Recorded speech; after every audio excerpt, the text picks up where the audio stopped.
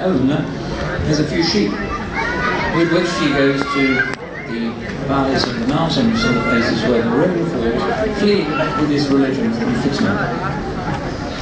And as I travel, I get to know people who have taken that option. And I've never known one of them who has regretted it. And some of them are not even Muslims. When I was a child, one of my father's friends, who is a top-flight advertising executive, decided that it was all meaningless, telling lies in order to sell products people didn't need. He experienced a crisis and went off and became a sheep farmer in Cumberland. He certainly never regretted it. A smile never seemed to leave his face, whereas when he had been at his office, he never seemed to smile at all. You don't have to be a Muslim to understand that that is a good transaction. But also, we can't see that as an option for us all. We can't just leave Manchester and Smallheath and Glasgow and become smallholders in the hills. Well, maybe we could, but I suspect that it's unrealistic. So the most urgent thing that faces us is figuring out how to be in this society and this world, but not of this society and this world. Not out of arrogance and projection, but out of a sense that people are hurting, that they're wounded, and it is our responsibility to heal them. That should be the role of the Muslim. The role of the Muhajirun, when they left Makkah and went to Medina, was not just one niyyah to avoid the oppression of Quraysh, but was to help the people of Medina, and they were invited to Medina precisely because they would heal that fractured society. That should be one of our intentions. Not just avoiding the oppression of homeland or the poverty of homeland, but coming here to be healers. That generally is not something that we factor into our calculations, but it has to be significant. If we can be in society, in our jobs, in our vocations, in our universities, our hospitals, our lawyers' offices, as people whose intention is to heal, then inshallah we will receive a protection.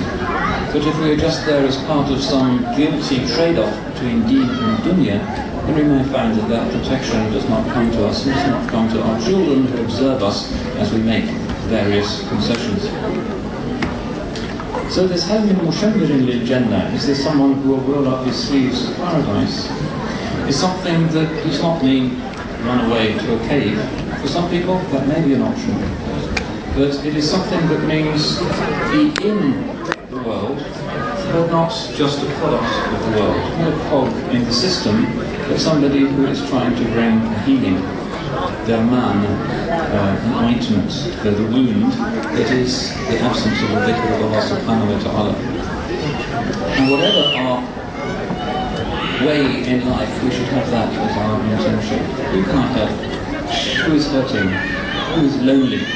Who is confused? And there are plenty of them, and the number keeps going up, particularly the weaker people, the mustada'afin, the single mothers, the divorcees, the deserted old people, the victims of the drug trade, the victims of the debt society that we live in.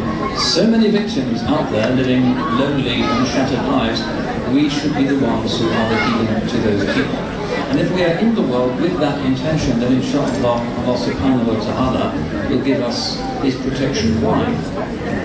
Because He was the one who protected the Holy Prophet sallallahu alaihi wasallam, who went to the wounded city of Medina in order to heal it. And He did heal it. SubhanAllah. Allah brought about that ta'leef al-qulub. لو أنفقت ما في الأرض جميعا ما ألفت بين قلوبهم. Had you spent everything on the earth, all the money that you might have, whether it be from some oil sheikh or prevent money or some social initiative, you won't bring together people's hearts. But Allah is the one who brings together people's hearts, and we should be the ones who are the facilitators of that. And we can only do that if we are in society. If we are in the hospitals and the law offices and the universities, otherwise, what can we do other than dua?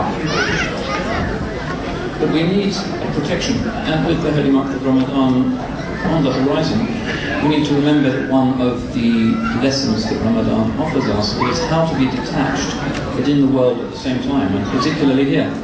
The days are long, we have to go to work, we can't just take a month out. But in the place of work, or in our universities, or in our schools, we are detached in quite a radical way.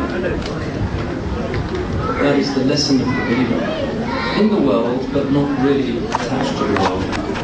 He is no longer like a baby sucking at the milk of endless comfort. He is detached. And it is only when we are detached that we can really start to set aside our own comforts and look at the needs of other people. Because the nafs is constantly craving its own gratification, and it's like the baby that's just looking for the next sense of experience.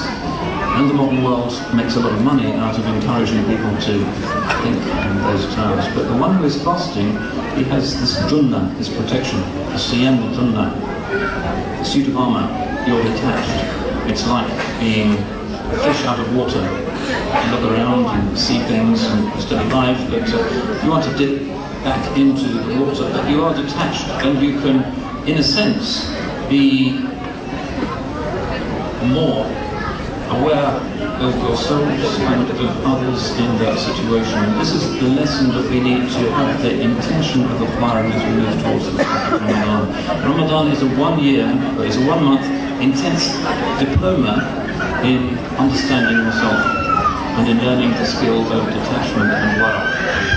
If you pass the test, do that diploma, then the rest of the year will come more easily to you, and you will start to look out for the needs of others. And even if you're working, you will have this junnah, you will have this protection. So we ask Allah subhanahu wa ta'ala to protect us all, first of all, for ourselves.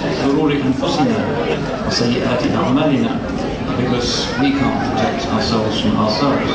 And to make us people of ruh, and people of spirit, and people of light, who are taken away from the animal form that is within ourselves and transformed by the emulation of the form of the Holy Prophet sallallahu alaihi wasallam. We need to make the sunnah our spirituality. And when we do that, we will be healers. And we will be welcomed here and loved here as the Muhajirun were welcomed and loved, because we bring a message of hope and of healing to a society that is increasingly divided, destructive, and apparently without hope. So may Allah subhanahu wa ta'ala unite us in this niyyah as we approach the blessed month of Ramadan, the rest of the month of Rajab, and inshallah bring us through this short dunya, through the years that remain to us in this balance that Islam conveys so beautifully between participation in the world and the detachment of the heart from this world. And that is the secret of the true Muslim and the beauty of the sunnah of the chosen one sallallahu alayhi wa sallam. Barakallahu feekum. Wassalamu alaykum wa rahmatullahi wa barakatuh.